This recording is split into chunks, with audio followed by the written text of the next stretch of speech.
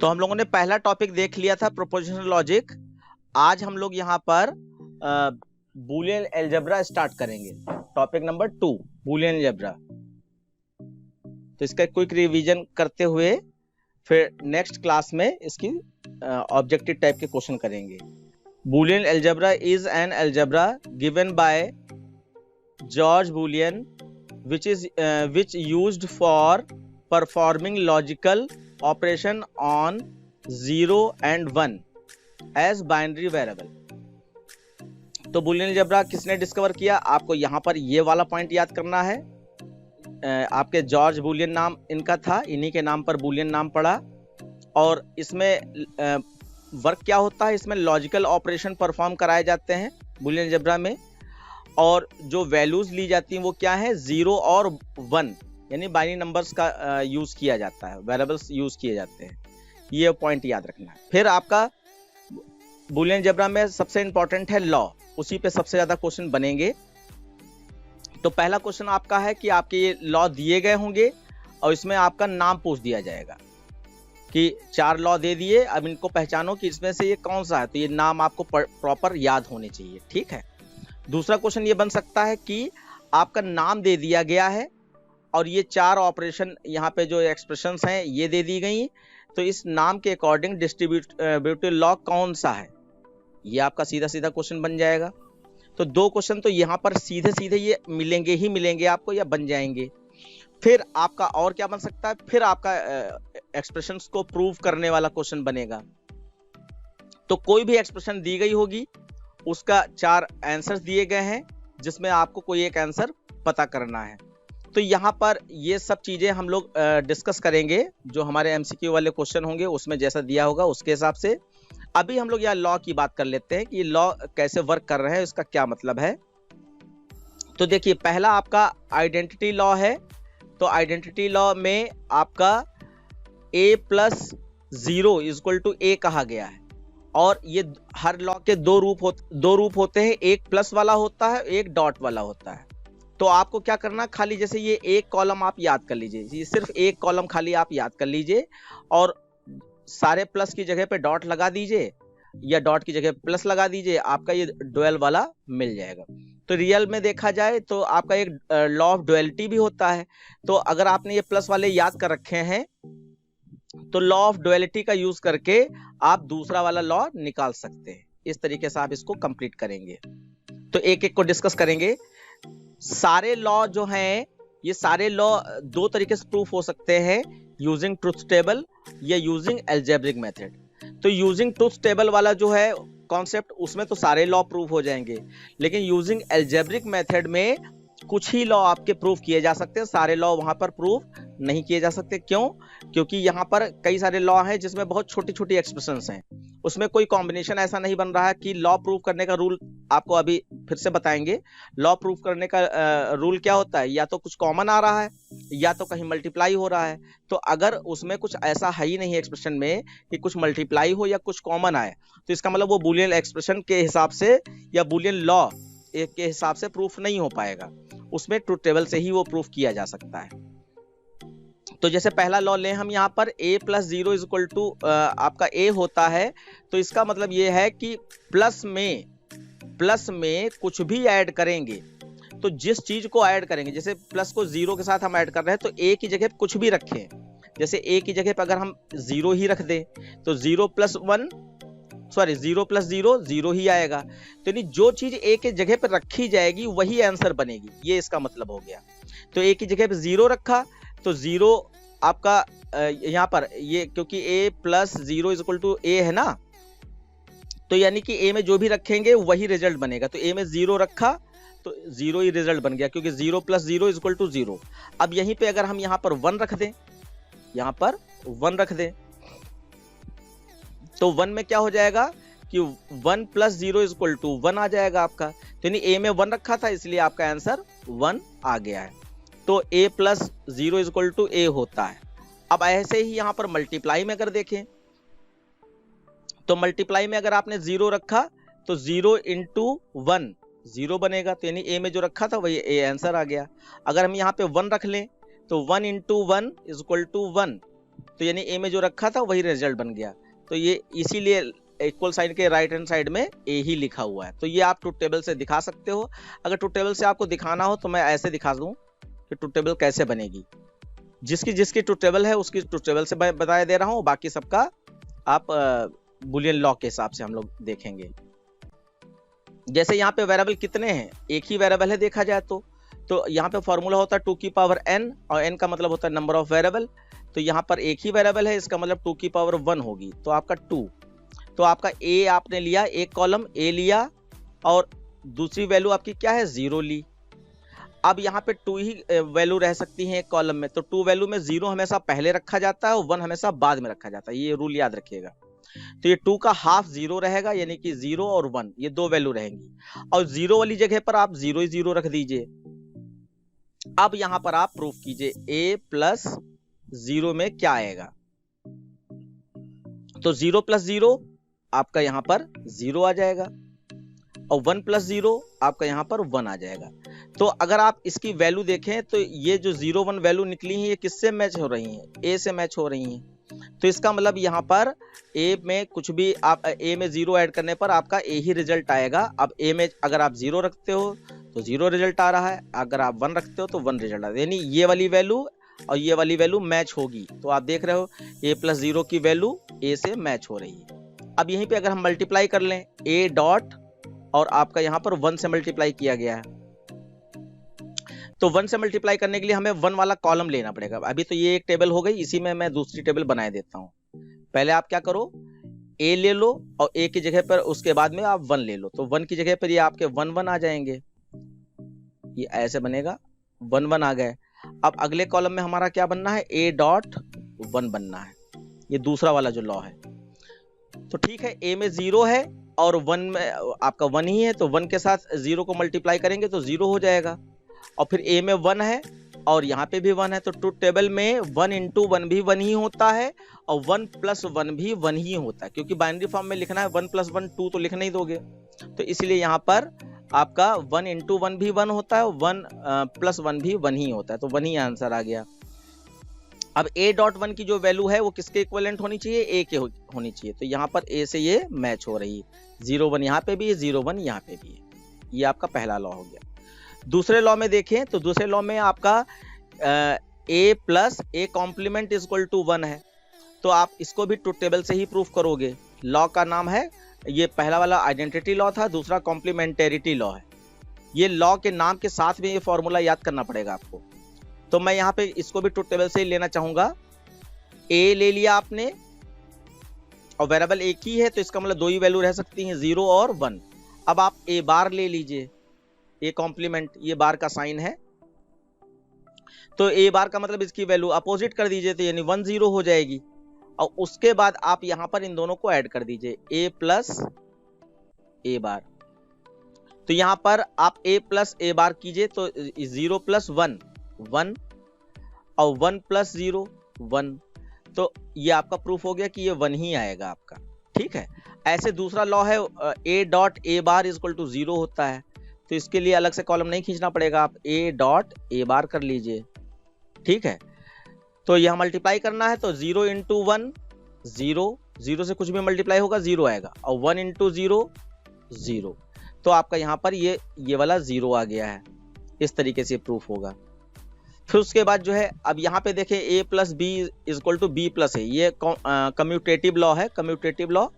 तो नहीं a को b से ऐड करो या b को a से ऐड करो, दोनों की वैल्यू सेम आएगी, ये कहने का मतलब है। तो आप इसको चाहे तो ट्रुथ टेबल से करें, नहीं तो इसको करने की जरूरत नहीं है। और डॉट फॉर्म में भी है a dot B is equal to B dot a। अगर करना है ट्रुथ टेबल से तो 2 वेरिएबल है यहाँ पर, a है और b है, तो क्योंकि 2 की पावर यहाँ पे 2 हो गई, 2 वेरिएबल है, तो आपका 4 वैल्यू आ जाएगी। तो 4 वैल्यू में हाफ 0 हाफ 1 लिखे जाते हैं पहले कॉलम में, तो 4 है, तो इसका मतलब 2 0 0 पहले लिखा जाता है, 2 1, ये आपका यहाँ पर रहेगा। और फिर आप यहाँ पर अगले कॉलम में जब भी बढ़ते हैं वेरिएबल्स के हिसाब से, तो हाफ का भी हाफ किया जाता है, यानी 2 0 थे तो 2 का हाफ क्या हो जाएगा, 1 हो जाएगा, तो इसका मतलब 1 0 1 1 1 0 1 1, इस तरीके रहेगा। फिर उसके बाद यहाँ पर आप जो फॉर्मूला था कि a प्लस बी निकालें, तो a प्लस बी करोगे तो कर लो, तो यहाँ पर 0 प्लस 0 0, और 0 प्लस 1 1 और 1 प्लस 0 1 और 1 प्लस 1 1। सेम एज यहाँ पे b प्लस a करें तो कोई फर्क तो पड़ेगा नहीं, वही 0 1 1 1 आएगा। तो ये दोनों LHS RHS आपके इक्वल हैं, ये प्रूफ हो गया। तो यही चीज आप मल्टीप्लाई करना चाहें तो मल्टीप्लाई कर लें, मुझे नहीं लगता इसकी जरूरत है। तो ये आपका इतना ही मैं बताऊंगा। उसके बाद एसोसिएटिव लॉ। एसोसिएटिव लॉ में आपका ये बताया गया कि अगर एक्सप्रेशन में सेम ऑपरेटर यूज हुआ है, यानी कि सारे पूरी एक्सप्रेशन में प्लस ही यूज हुआ है या पूरी एक्सप्रेशन में डॉट ही यूज हुआ है, एसोसिएटिव लॉ। तो देखो अगर पूरी एक्सप्रेशन में प्लस है या पूरी एक्सप्रेशन में डॉट है तो ब्रैकेट्स लगाने का कोई फर्क नहीं पड़ता है रिजल्ट पे। तो जैसे यहाँ पे LHS में आपका B और C को प्लस ब्रैकेट में कर लिया गया और RHS में A और B को ब्रैकेट में कर लिया गया, तो अगर इन दोनों की वैल्यू निकालेंगे तो सेम निकलेगी, वैल्यू बदलेगी नहीं। तो यहाँ पे खाली यही सीखना है कि एसोसिएटिव लॉ में अगर सारी एक्सप्रेशन प्लस में है तो ब्रैकेट चाहे किसी भी 2 टर्म को या 3 टर्म को ब्रैकेट में करते हो तो ब्रैकेट का कोई असर नहीं पड़ेगा। भले ब्रैकेट सॉल्व पहले होगा लेकिन बाद में जो बाहर वाली वैल्यू से आप कैलकुलेट करोगे तो सेम ही रिजल्ट आएगा। तो ये A plus B plus C है जिसमें कि AB को ब्रैकेट में किया गया और इधर साइड में सॉरी इधर साइड में BC को किया गया और इधर साइड में AB को किया गया, तो रिजल्ट सेम आएगा। तो इसको भी बनाने की जरूरत नहीं, तो टेबल में बिल्कुल एग्जैक्टली सेम आएगा। अब सबसे ज्यादा समझने वाला आपका आता है, जो सबसे ज्यादा यूज होता है, डिस्ट्रीब्यूटिव लॉ यूज होता है। इसके 3 फॉर्म है और यहाँ पे मुझे लग रहा है कि दो ही फॉर्म डिस्कस किए गए हैं, और भी फॉर्म है इसके, ठीक है। तो वो हम लोग अभी देख लेंगे अपनी दूसरी फाइल से, या आप लोगों को याद हो तो आप बताइएगा तो उसी को मैं एक्सप्लेन कर दूंगा। तो यहाँ पे आप देखिए डिस्ट्रीब्यूटिव लॉ में क्या बताया गया, ये एल्जेब्रिक मेथड और ट्रूथ टेबल दोनों से सॉल्व हो जाएगा। तो लॉ है आपका A plus BC, A plus BC is equal to A plus B dot A plus C, ये लिखा है। तो इसको दोनों तरीके से हम लोग करके देखेंगे।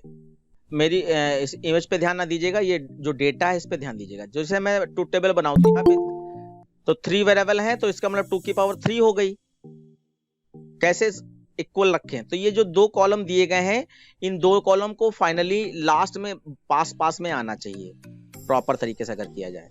तो आप देखो कि हमारे पास है क्या, A B C है। तो पहले LHS पे ध्यान दो, LHS में ऐसा क्या है जो ABC में यहाँ पर मिल रहा है और क्या नहीं है उसको लाना है।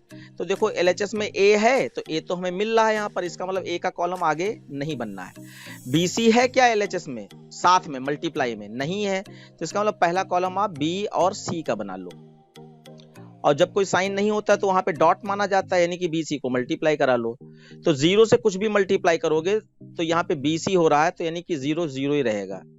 तो 0 इंटू 1 0, 1 इंटू 0 0 और 1 इंटू 1 1, फिर 0 फिर 0, ये मैं कर रहा हूं, फिर 0 फिर 1। अब LHS में कुछ ऐसा एक्सप्रेशन है जो हमारे पास अवेलेबल नहीं है, तो A तो है ही और BC भी हमें मिल गया, इसका मतलब LHS को छोड़ दो। अब RHS पे ध्यान दो। RHS में हमारे पास A प्लस B है क्या, यहाँ पे कॉलम में नहीं है, तो इसका मतलब A प्लस B आप निकालो पहले, A प्लस B। तो A प्लस B करेंगे तो 1 के साथ कुछ भी ऐड करोगे तो रिजल्ट 1 ही आता है और बाकी तो 0 रहेगा ही रहेगा। तो ये सब 0 है। A और B प्लस करोगे 0 0 प्लस 0 0, फिर यहाँ पे 0 प्लस 0 0, फिर यहाँ पे 0 प्लस 1, तो 1 से कुछ भी ऐड होगा तो 1 ही रिजल्ट आएगा। फिर यहाँ पे 0 प्लस 1 1, फिर आपका 1 प्लस 0 1, 1 प्लस 0 1 और 1 प्लस 1 1 और 1 प्लस 1 1, ये आपका आ गया। फिर अगला देखें क्या हमारे पास A प्लस C है, यहां पर नहीं है, तो A प्लस C निकाल लीजिए।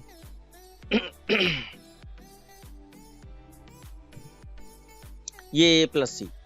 अब A प्लस C में बच्चों क्या है कि आप A और C की वैल्यू को प्लस कर दीजिए, यानी 0 और 0 0 0 और 1 1 0 और 0 0 प्लस कर रहे हैं, और 0 प्लस 1 1 और 1 + 0 1 और 1 + 1 1 और 1 + 0 1 और 1। अब हम देखें, अब देखिए सारे टर्म हमारे पास आ चुके हैं। हमारे पास पीछे देखें तो ए भी है, बी सी भी है, ए प्लस बी भी है और ए प्लस सी भी है। अब फाइनल एक्सप्रेशन की बारी आई, तो फाइनल एक्सप्रेशन में हमारे पास क्या ए प्लस बी सी है, तो यहां पर नहीं है, तो इसका मतलब ए प्लस बी सी निकाल लीजिए आप। और फिर अगला कॉलम आपका ये, क्या हमारे पास A plus B dot A plus C है, नहीं है, तो यानी कि ए प्लस बी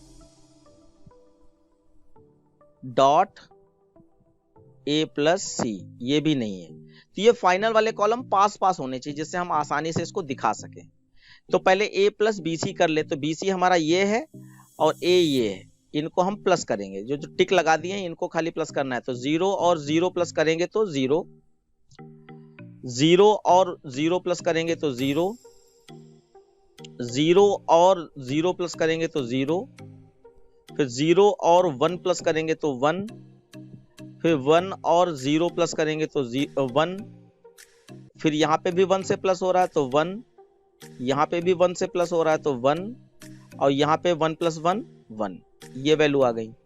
उसके बाद A B, A plus B और ए प्लस सी, तो ये दोनों कॉलम हमारे पास यहाँ पे मौजूद है, मैं इनको रफ कर दे रहा हूँ। ए प्लस बी और ए प्लस सी ये हैं, तो इनकी वैल्यू को हम यहाँ पे मल्टीप्लाई करना है। तो 0 × 0, 0 से मल्टीप्लाई करेंगे तो 0 आएगा, 0 0, आप देखते जाइएगा, फिर 0 और फिर सारे 1 आ जाएंगे क्योंकि अब सब 1 है। अब हमारा LHS और RHS को हमें देखना है, तो ये हमारा LHS है, ये इक्वल है इनकी वैल्यू किससे, RHS से। तो हेंस करके आप लिख सकते हैं, हेंस प्रूफ LHS = RHS। अब हम लोग क्या करेंगे, ये तो एल्जेब्रिक मेथड से क्या तरीका होना चाहिए प्रूफ करने का, तो ये आपका प्लस वाला हमने करा दिया है। ऐसे ही यहीं पे मल्टीप्लाई वाला भी आप कर सकते हो, जो दो रूप होते हैं ना, डुअल वाली एक्सप्रेशन का भी इसी तरीके से कर सकते हो। अब हम लोग यहाँ पे एल्जेब्रिक मेथड देख, ये रफ करना पड़ेगा। तो एल्जेब्रिक मेथड में आपका क्वेश्चन क्या था, a + bc = a + b dot a + c, ये है आपका। अब ये LHS = RHS प्रूफ करने में जब एल्जेब्रिक मेथड से करते हैं, यानी लॉ लगाकर प्रूफ करो, तो हमेशा इसमें ध्यान रखते हैं हम लोग बड़ी एक्सप्रेशन जो होती है उसको लेते हैं। आप देखो LHS RHS में कौन सी बड़ी वैल्यू है, तो बड़ी वैल्यू को लेकर उसको रिड्यूस करके छोटा बनाया जा सकता है, लेकिन छोटी वाली वैल्यू को बड़ा नहीं बना पाते हम लोग। तो यहां पर हम लोग RHS लेंगे, RHS a + b dot a + c, ठीक है। मैं ऐसा करता हूँ, वीडियो 1 सेकंड के लिए गायब कर देता हूँ क्योंकि उससे आप लोगों को डिस्टर्ब हो रहा होगा। तो यहाँ पर हमने RHS ले लिया। अब किसी भी एक्सप्रेशन को सॉल्व करने में दो तरीके होते हैं, या तो एक्सप्रेशन में कुछ मल्टीप्लाई होता दिखाई पड़े, और या एक्सप्रेशन में कोई आपका कॉमन आता दिखाई पड़े। तो हमारा यहाँ पे साफ सुथरा मल्टीप्लाई होता दिखाई पड़ रहा है।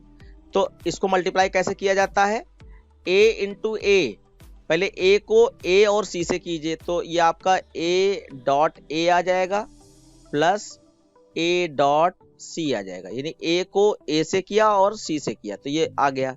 फिर आपको b को a से करना है और b को c से करना है। तो यहाँ पे बच्चों आपको याद रखना पड़ेगा कि जब b को a से कर रहे हैं या c से कर रहे हैं, तो जब मल्टीप्लाई करके लिखेंगे तो अल्फाबेटिकली रूप में ही लिखिएगा, a पहले आता है और b बाद में आता है। तो हम b × a करेंगे तो ba नहीं लिखेंगे, ab ही लिखेंगे, अल्फाबेटिकल रूप से ही लिखेंगे, ये बात याद रखनी है। फिर b और c को करेंगे तो b तो पहले आना ही चाहिए अल्फाबेटिकली रूप से, तो bc आ गया। अब क्या है, अब यहाँ पे लॉ लगेगा कि a × a = यहाँ पे ऐसे करके आप लिख दोगे, और लॉ का नाम आपको याद हो, ये रिकमेंडेड मैं कर रहा हूँ। तो a × a = a होता है। अब ये किस लॉ से होता है ये आपको याद होना चाहिए, तो या तो लॉ का नाम लिख दीजिए या तो इस तरीके से फॉर्मूला लिख दीजिए। तो ये a हो गया plus AC plus AB plus BC। अब इसमें जो है दूसरी प्रॉपर्टी क्या यूज करनी है, अब हम देखें यहाँ पे कहीं कुछ मल्टीप्लाई हो रहा है या कॉमन आ रहा है, तो मल्टीप्लाई तो अब नहीं हो रहा है, अब कॉमन आ रहा है, तो हम लोग यहाँ पर A निकाल लेंगे अलग, इसमें कॉमन ले रहे हैं, तो A निकाल लिया, तो यहाँ पे 1 प्लस C बचा प्लस, और ये आपका B। अगर कॉमन लेने में बच्चों एक खास बात याद रखेंगे कि कॉमन तभी लिया जाता है जब बीच में जो भी ब्रैकेट में बच रहा है वो कट जाए, यानी किसी ना किसी लॉ से रिड्यूस हो जाए, गायब हो जाए, 0 या 1 बचे। तो जैसे यहाँ पर अगर हम B अगर कॉमन ले भी लें तो यहाँ पे A प्लस C बचेगा, तो A प्लस C में तो कुछ हो नहीं सकता, कोई लॉ नहीं लग पाएगा, इसलिए यहाँ कॉमन नहीं लिया जाएगा। कॉमन तभी लो जब आपका ब्रैकेट वाली चीज रिड्यूस होने की पूरी पॉसिबिलिटी हो। अब यहाँ पे लॉ लग जाएगा कि 1 के साथ आप कुछ भी प्लस या इनटू करो 1 ही आता है, तो ये 1 आ जाएगा, तो यहाँ पे 1 प्लस C इक्वल टू 1 होता है, तो हमारा यहाँ पे 1 आ जाएगा, और 1 को A से मल्टीप्लाई कराओगे तो सिर्फ A ही रह जाएगा। A.1 लिख सकते हैं, लेकिन हमने डायरेक्ट A लिख दिया, इतना अंडरस्टूड है। फिर B, AB और BC ये कॉपी कर लिया। फिर अब यहाँ पर फिर से देखो कुछ मल्टीप्लाई हो रहा हो या कुछ आपका कॉमन आ रहा हो, तो कॉमन फिर से A आ रहा है, A कॉमन ले लिया तो 1 प्लस B बचा प्लस BC। अब यहाँ पे नीचे लिख देंगे लॉ कि 1 plus B is equal to 1 होता है, तो यहाँ पर ये 1 बचेगा, और 1 को A से मल्टीप्लाएंगे तो A ही बचेगा, तो A प्लस BC आपका यह आया। अब देखें यहाँ कुछ हो सकता है, तो यहाँ पे ABC तीनों अलग वेरिएबल हैं, और यहाँ पे कोई ना मल्टीप्लाई हो रहा है ना कॉमन आ रहा है, तो इसका मतलब यही हमारा फाइनल रिजल्ट होना चाहिए। अब आप मैच कर लीजिए, तो ये आपका LHS था और ये आपका RHS निकला है, तो ये A प्लस BC यहाँ भी है, A प्लस BC यहाँ भी है, तो आप हेंस करके यहाँ पर लिख सकते हैं, hence LHS is equal to, hence proved लिख देते हैं RHS। बस इतना ही बच्चों यहाँ पे करना होता है। अब इसका मैं दूसरा वाला लॉ देख लेता हूं, तो ये तो मैंने लिख दिया है, अब ये हो गया, आपका समझ में आ गया होगा। दूसरा लॉ क्या है, ये जो भी लिखा है इसमें आप जो है मल्टीप्लाई का साइन लगा दीजिए, दूसरा लॉ बन जाएगा आपका। तो इसको मैं हटा दे रहा हूं पहले। देखिए यहाँ पर दूसरा लॉ है कि आपका प्लस था तो ये डॉट हो गया, और ये आपका डॉट था तो ये प्लस हो गया, बस डुअल बनाना है आपको। और फिर यहाँ दोनों जगह पे आपके प्लस प्लस थे, यहाँ दोनों जगह आपके डॉट डॉट हो गए। तो ये भी ट्रुथ टेबल से हो सकता है, आपका A dot B plus C is equal to A dot B, और यहाँ पे डॉट था तो ये प्लस हो जाएगा, और ये ब्रैकेट में हम ना भी करें कोई दिक्कत नहीं, मैं इसको ऐसे लिख दे रहा हूं, A dot B plus A dot C। टू टेबल से भी कर सकते हैं और अलजेब्रिक मेथड से करें तो हमारा यहाँ पर दोनों चीजें कर सकते हैं, चाहे LHS लो चाहे RHS लो। तो मान लीजिए मैं अगर ये वाला लूं तो इसमें क्या है, मल्टीप्लाई हो रहा है, तो मल्टीप्लाई अगर इसमें करा जाए तो ये क्या हो जाएगा, AB प्लस A को C से कराओगे तो AC हो जाएगा। तो ये आपका जो रिजल्ट आया है ये इसके इक्विवेलेंट है। अगर इसमें करें तो इसमें A कॉमन ले लो, तो B प्लस C बचा है, ये इसके इक्विवेलेंट है। तो कोई भी LHS RHS आप आपस में ले सकते हैं और उनसे आपका दूसरा वाला रिजल्ट निकल आएगा। देन आपका डिस्ट्रीब्यूटिव लॉ हो गया। फिर आइडेम्पोर्टेंस लॉ है, तो यहाँ पे भी कुछ अलग से सॉल्व करने की जरूरत नहीं। A प्लस A अभी हम लोगों ने देखा था, A dot A is equal to A लिखा था मैंने लॉ में, तो A plus A is equal to A होता है और A dot A is equal to भी A होता है। तो ये चीज हम लोग अपने आप कर सकते हैं। फिर एब्जॉर्प्शन लॉ, ये A plus AB is equal to A होता है और A dot AB is equal to A होता है। तो इसको हम लोग कर सकते हैं अलजेब्रिक मेथड से। ट्रुथ टेबल से तो कर ही सकते हैं सारे लॉ, अलजेब्रिक मेथड से भी कर सकते हैं। तो यहाँ पे देखें ये कहा जा रहा है कि A plus AB is equal to A होता है। तो आप क्या करो, LHS ले लो, ये बड़ा वाला है, तो ये बड़ा वाला एक्सप्रेशन ले लिया जाता है। अब यहाँ पे हमें क्या दिखाई पड़ रहा है, हमें कॉमन दिखाई पड़ रहा है, या तो कॉमन ले लो या तो आपका मल्टीप्लाई करा दो, तो कॉमन दिखाई पड़ रहा है, तो ए कॉमन ले लिया मैंने, तो यहाँ पर 1 प्लस बी बचेगा, और 1 प्लस बी आपका 1 हो जाता है, तो ये ए डॉट 1 बचेगा और आपका फाइनल ए आ जाएगा। यही हमारा आंसर मैच हो गया। अगर इधर देखें कि आपका A dot A plus B है, तो यहाँ पे मल्टीप्लाई दिखाई पड़ रहा है, तो ये ए डॉट ए हो जाएगा प्लस ए डॉट बी हो जाएगा। सॉरी, ये ब्रैकेट लगाने की जरूरत नहीं है। अब यहाँ पे A dot A is equal to A होता है, अभी अभी आपने देखा ये आइडेम्पोर्टेंस लॉ, ये आपको नाम याद होने चाहिए बच्चों। तो ए हो गया और ये ए डॉट बी बचा आपका। अब इसमें ए फिर से कॉमन आ जा रहा है, तो ए कॉमन ले लिया, तो आपका यहाँ पर 1 प्लस बी आ गया, और 1 प्लस बी आपका 1 हो जाता है, तो ये आपका ए डॉट 1 आया और फिर लास्ट में ए आ गया, तो आपका ये फिर से आपका प्रूफ हो गया। तो बस इतना ही है इसमें, कि एल्जेब्रिक मेथड से इस तरीके से आप इसको प्रूफ कर सकते हैं। देन उसके बाद आता है आपका डी मॉर्गन्स लॉ। तो डी मॉर्गन्स लॉ में break the line change the sign हमेशा चलता है। आपका इस तरीके से वर्क होता है, मैं दिखा दूं। जैसे a प्लस बी किया, इसका होल बार लगा रखा है, तो आपका break the line change the sign, तो लाइन तोड़ेंगे तो आधा आपका इधर आ जाएगा a बार और आधा इधर चला जाएगा b बार, और साइन आपका चेंज कर दीजिए तो प्लस जो है डॉट में हो जाएगा। तो एक आपका लॉ ये हो गया डी मॉर्गन का, और दूसरा लॉ मल्टीप्लाई में होता है, तो a डॉट बी अगर का होल बार कर दें तो यहाँ पर आपका आधा बार ए के ऊपर आ जाएगा और आधा बार बी के ऊपर चला जाएगा, और बीच में डॉट की जगह पर प्लस आ जाएगा। तो इसको आप ट्रूथ टेबल से भी कर सकते हैं, और एल्जेब्रिक मेथड से तो बस इतना ही, break the line change the sign, बस इतना ही करना है। तो ट्रूथ टेबल से देख लेते हैं। यहाँ पे ए लिखा और फिर आपका एक बी कॉलम बनाया, और क्योंकि 2 वेरिएबल हैं तो 4 वैल्यू हो गई, 0 0 1 1। अगले कॉलम में 0 1 0 1। अब यहां पर देखिए LHS और RHS दोनों आपको लेना है, इसमें निकाल के इक्वलिटी प्रूफ करनी। तो पहले हम देखें कि हमारे पास बार वाली बात तो बाद में आएगी, पहले तो a प्लस बी होना चाहिए ना हमारे पास। तो a प्लस बी है क्या, नहीं है, तो इसको लिख लीजिए, a प्लस बी बना लीजिए कॉलम। तो आपका ये 0 प्लस 0 0, 0 प्लस 1 1, 1 प्लस 0 1 और 1 प्लस 1 1।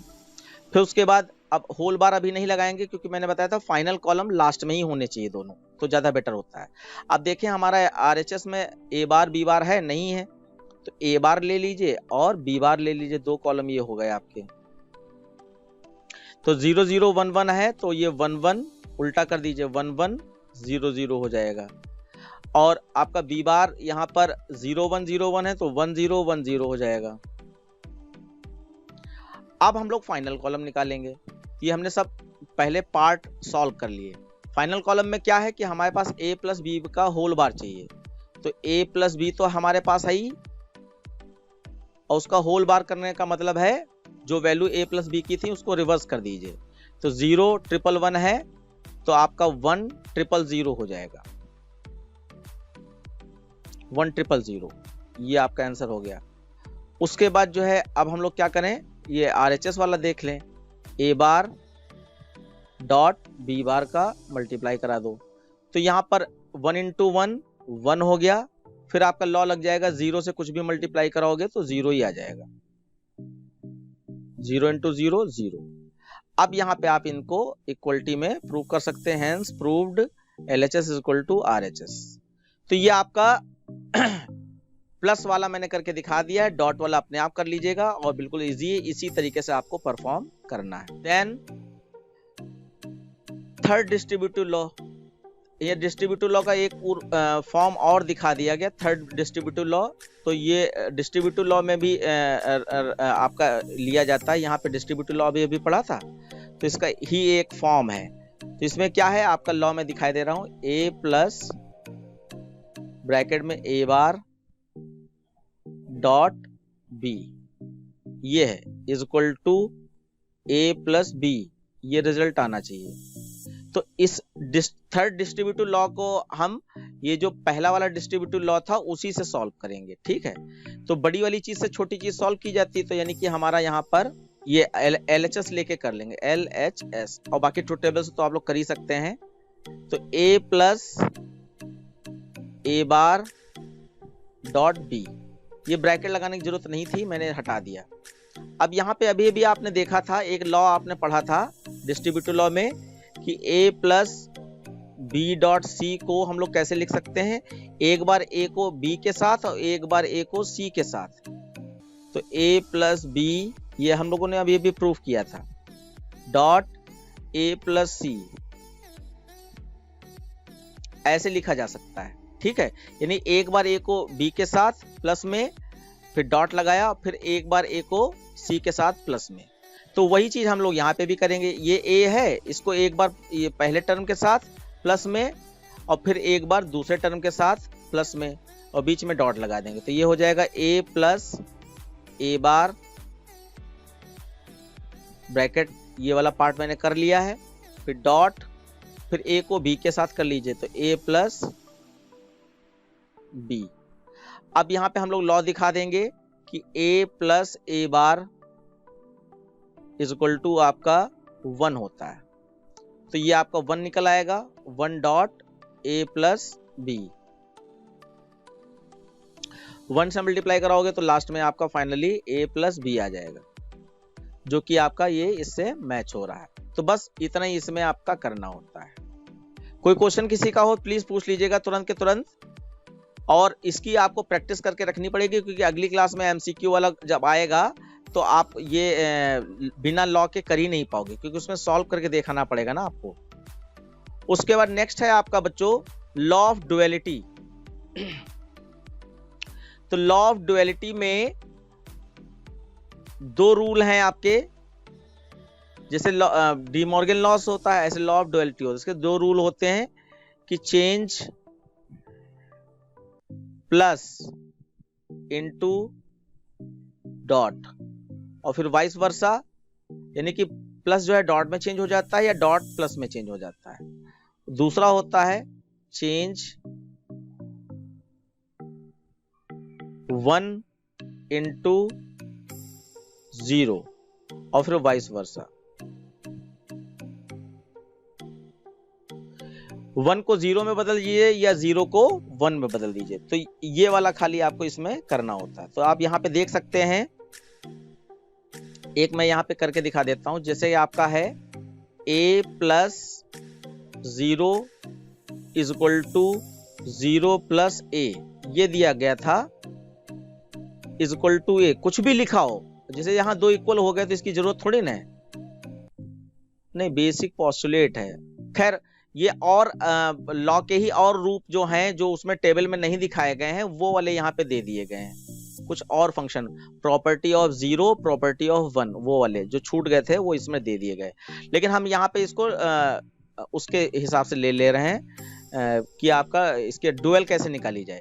तो अभी आपने लॉ पढ़ा कि जहां पे प्लस है वहां पे डॉट लगा दीजिए, जहां पे 0 है वहां पे 1 लगा दीजिए। तो 0 था 1 कर दिया, प्लस था डॉट कर दिया, और यहाँ पे कोई चेंज नहीं आएगा।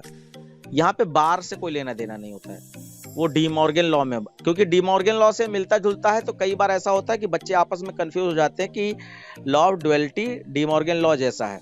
क्यों? क्योंकि उसमें डी मॉर्गन लॉ में भी आपका एक प्रॉपर्टी है कि प्लस जो है डॉट में चेंज हो जाता है, डॉट प्लस में चेंज होता है, और लॉ ऑफ डुअल में भी प्लस डॉट में चेंज हो जाता है, डॉट प्लस में। ये चीज कॉमन है। लेकिन डी मॉर्गन लॉ में break the line change the sign, या break the bar change the sign, ये वाला लॉ चलता है। तो उसमें बार का लेना देना होता है कि होल बार है वहां से कुछ निकालना है आपको। यहाँ पे ऐसा नहीं होता है, यहाँ पे बार से कोई मतलब नहीं होता है, साइन खाली चेंज कर दीजिए।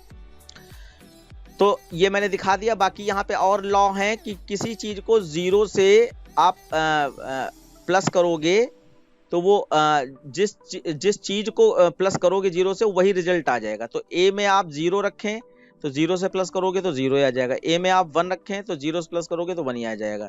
तो इसीलिए आपका ये ऐसे लिखा गया। इसका उल्टा कर दें कि 1 से कुछ भी मल्टीप्लाई कराओगे तो जिस चीज को मल्टीप्लाई कराओगे वही चीज रिजल्ट बन जाएगी। तो 1 में ए में आप यहाँ पे 0 रखें तो 0 इंटू 1 तो आपका 0 ही रिजल्ट आएगा। तो इसलिए ए में 0 रखा था इसलिए ए ही रिजल्ट बन गया आपका। अगर वहां यहाँ पे 1 रख दें तो 1 इंटू 1 तो 1 ही रिजल्ट बन जाएगा। तो 1 किस में रखा था, ए में रखा था, इसलिए ए ही रिजल्ट बन जाएगा। सेम एज यहाँ पे ए प्लस ए होता है या ए डॉट ए होता है। A plus A bar is equal to 1 होता है, ये आप अभी भी जो मैंने एक्सप्रेशन सॉल्व की थी उसमें दिखाई पड़ा था। ऐसे ए डॉट ए भी आपका 0 होता है। और किसी भी चीज का डबल बार होता है उसको आप ए कहते हो। जल्दी से कोई बच्चा बताए कि ए का double bar is equal to A, ये किस लॉ में आता था? इन्वोल्यूशन लॉ में आता था। अब यहाँ पे थोड़ा सा कंफ्यूजन हो रहा है कि हम लोग इन्वोल्यूशन लॉ को किसी और नाम से तो नहीं देख लिए थे। इन्वोल्यूशन, हाँ नहीं है, ठीक है। तो ये इन्वोल्यूशन लॉ है, ठीक है। आपके पास क्लासेस में लॉ का पूरा वीडियो पड़ा है, आप उसको एक बार देख लीजिएगा। तो आपको वैसे भी ये आपको बहुत जगह काम आने वाला लॉ, आपको याद होनी चाहिए, उसका कोई और समाधान है ही नहीं। तो डी मॉर्गन लॉ आपका ये हो गया, ठीक है। अब इसके बाद आपका जो है ये आपकी तीसरा टॉपिक स्टार्ट हो जा रहा है, forms of representing Boolean expression. Sunidhi बेटा, यस सर। है टाइम? सर नहीं है। चलिए कोई बात नहीं, फिर ये चीज जो है हम लोग अगली क्लास में डिस्कस करेंगे। अगली क्लास में खैर लॉ से रिलेटेड जो आपके क्वेश्चंस बन सकते हैं एमसीक्यू वाले, फिल इन द ब्लैंक्स वाले, वो हम लोग रखेंगे, ठीक है। और उसके बाद फिर इसकी बारी आएगी। ओके बच्चों, फिर आप लोग लीव कर सकते हैं। Thank you. Thank you sir.